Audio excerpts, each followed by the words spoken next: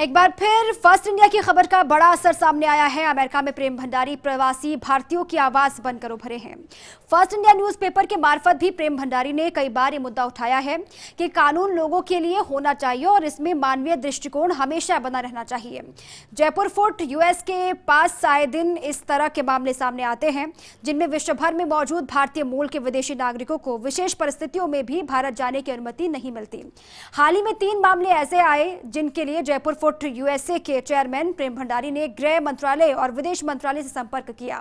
तीनों मामलों में व्यक्तिगत रूप से फॉलोअप करते हुए टेलीफोनिक या मैसेज के माध्यम से अनुमति भी ले ली, लेकिन ये हर व्यक्ति के लिए कर पाना फिजिबल नहीं था।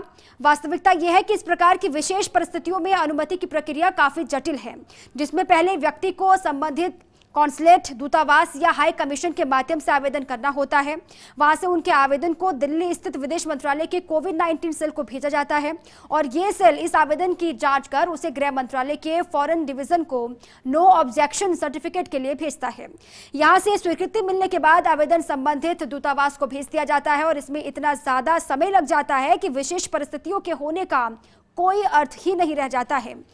और ऐसी स्थितियों का स्थायी हल निकालने के लिए प्रेम भंडारी ने केंद्रीय गृह सचिव को पत्र लिखा, जिसकी कॉपी विदेश सचिव हर्षवर्धन श्रृंगला और नागरिक उड्डयन सचिव प्रदीप सिंह खरोला को भेजी।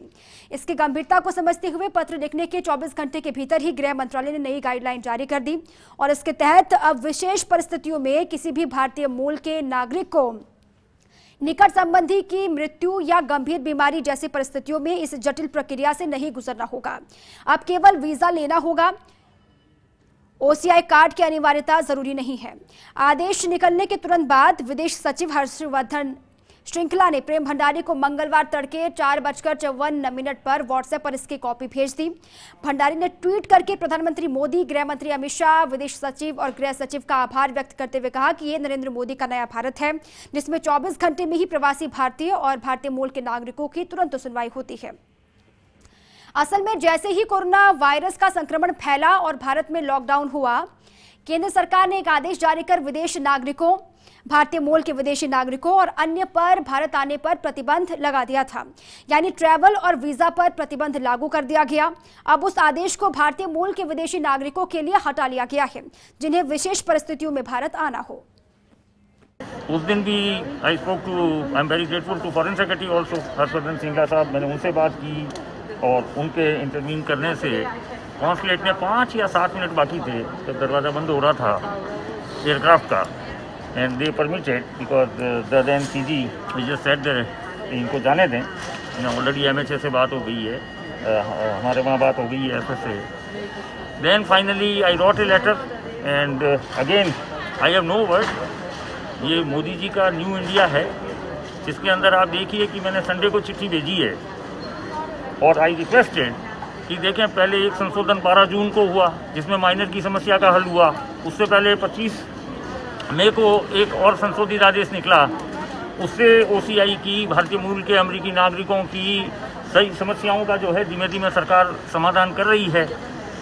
आज सुबह जो 4:54 पे I receive the order, MHA का ऑर्डर है और I am very grateful to foreign secretary.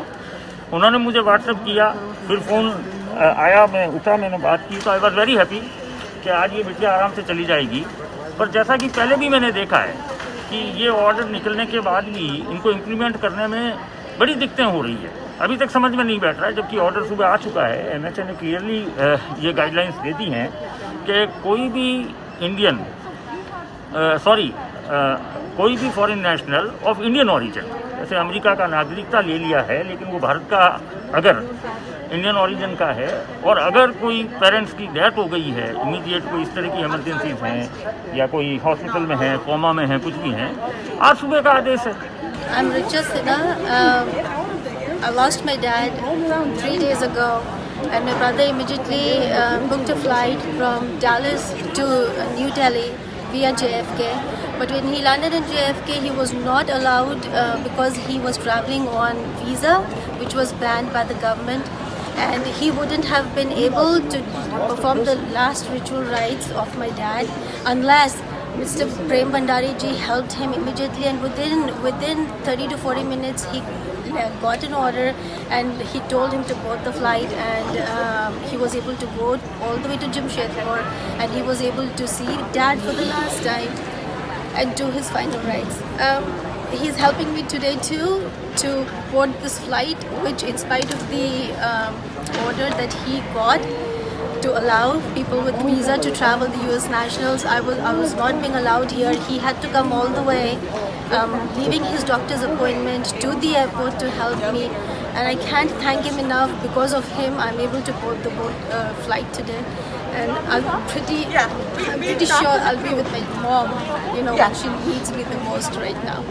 Thank you sir, so much. Thank you.